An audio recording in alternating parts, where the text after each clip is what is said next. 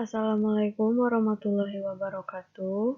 Perkenalkan, nama saya Ina Wilona Rudi, NPM 1006031319127 dari Farmasi D 2019.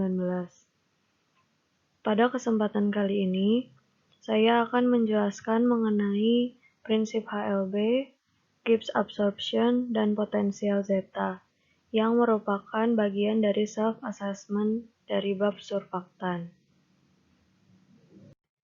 Yang pertama mengenai prinsip HLB. HLB itu sendiri merupakan singkatan dari Hydrophilic Lipophilic Balance, yaitu merupakan nilai untuk mengukur efisiensi suatu surfaktan. Surfaktan itu sendiri merupakan suatu senyawa yang dapat digunakan untuk menurunkan tegangan permukaan, baik antara dua cairan, antara gas dan cairan, atau antara cairan dan zat padat. Maka penting diketahui HLB sebelum dilakukannya penambahan surfaktan. Prinsipnya, semakin tinggi nilai HLB surfaktan, maka semakin tinggi pula nilai kepolarannya. Dapat dilihat pada gambar yang telah tersedia, bahwa nilai HLB yang tinggi membuat surfaktan cenderung bersifat hidrofilik dan berada pada fase air. Karena kepalanya yang hidrofil lebih besar dibandingkan ekornya yang hidrofob. Sedangkan apabila HLB-nya rendah, maka ekornya hidrofob akan lebih panjang dibandingkan kepalanya yang hidrofil, membuatnya bersifat lipofilik dan berada pada fase minyak. Maka dibutuhkan HLB yang stabil atau seimbang agar posisi surfaktan sesuai dengan seharusnya, di mana kepalanya yang hidrofil berada pada fase air dan ekornya yang hidrofob berada pada fase minyak. Untuk emulsi yang akan diemulsikan surfaktan, terdapat nilai HLB yang disebut HLB butuh minyak. Agar emulsi menjadi baik, maka diperlukan nilai HLB yang cocok. Terdapat dua cara untuk menghitung HLB. Cara pertama yaitu cara substitusi, yaitu dengan cara memasukkan nilai-nilai parameter yang diketahui ke dalam persamaan.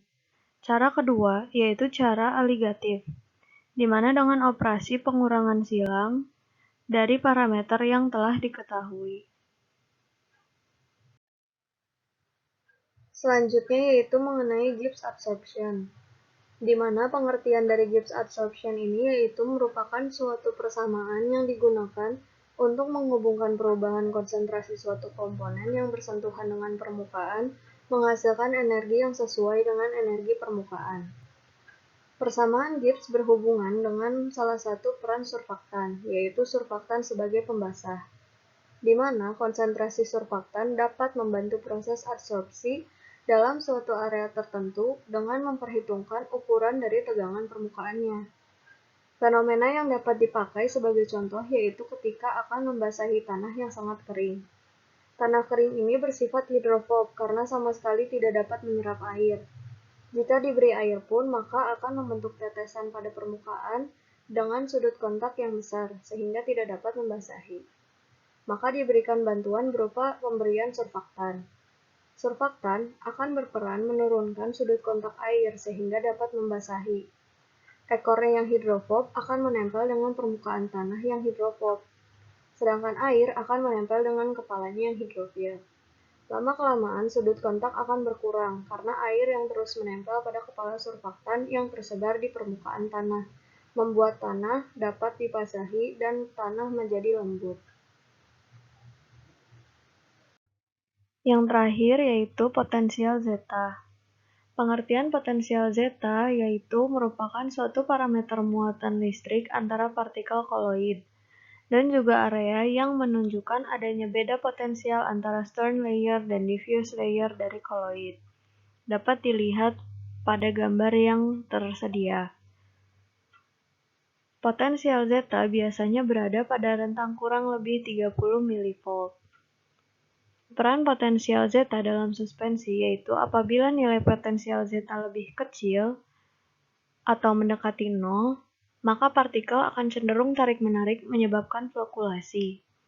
Flokulasi adalah penggabungan dari koloid yang berukuran kecil menjadi besar.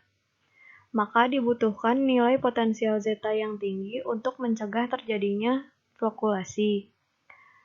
Karena potensial zeta yang tinggi akan menghasilkan koloid yang sangat stabil. Sekian penjelasan yang dapat saya sampaikan. Mohon maaf apabila ada kesalahan kata. Wassalamualaikum warahmatullahi wabarakatuh.